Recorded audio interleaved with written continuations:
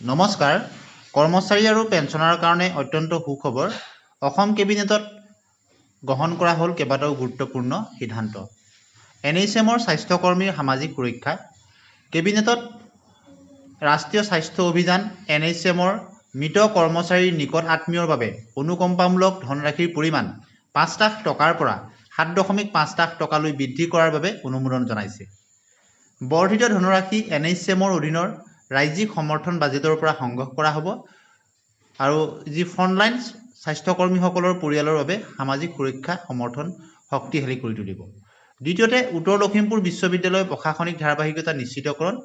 কেবিনেটত উত্তৰ লখিমপুৰ বিশ্ববিদ্যালয় আইন 2023ৰ 58 নম্বৰ ধাৰা সংশোধন কৰিবলৈ এক অধ্যাদেশ জাৰি কৰাত অনুমোদন দিছে আৰু এই সংশোধনীয়ে প্ৰথমে পঞ্জীয়কক 3 বছৰলৈ বা নিয়মীয়া পঞ্জীয়ক নিযুক্তি নিদিয়ালৈকে যিটো আগতে হয় কাৰ্যভাৰ গ্ৰহণ কৰি থাকিবলৈ অনুমতি প্ৰদান কৰিব আৰু ইয়াৰ উদ্দেশ্য হৈছে বিশ্ববিদ্যালয়ৰ কাৰ্যক্ৰমণিকাসমূহ নিৰবিচ্ছিন্নভাৱে চলি থকাটো সুনিশ্চিত কৰা।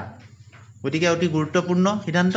তৃতীয়টো গুৰুত্বপূৰ্ণ সিদ্ধান্ত হৈছে মিনি ITI ঠিকাভিত্তিক কৰ্মচাৰীৰ বাবে সংশোধিত দৰমহা।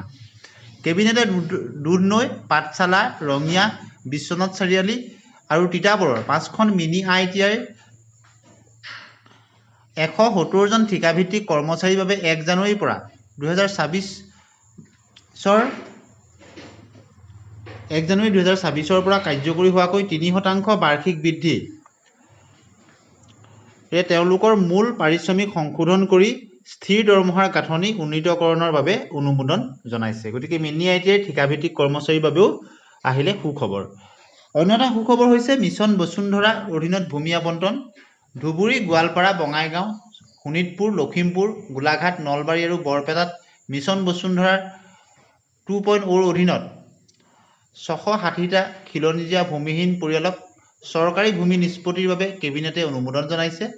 শোণিতপুৰ, বৰপেটা আৰু গোলাঘাটত মিছন বসুন্ধৰাৰ নিৰবিচ্ছিন্ন সেৱাৰ অধীনত 712টা খিলঞ্জীয়া পৰিয়ালক চৰকাৰী খাছ আৰু চিলিং উদ্ধিত ভূমিৰ নিষ্পত্তিৰ বাবে কেবিনেটে অনুমোদন জনাইছে। গতিকে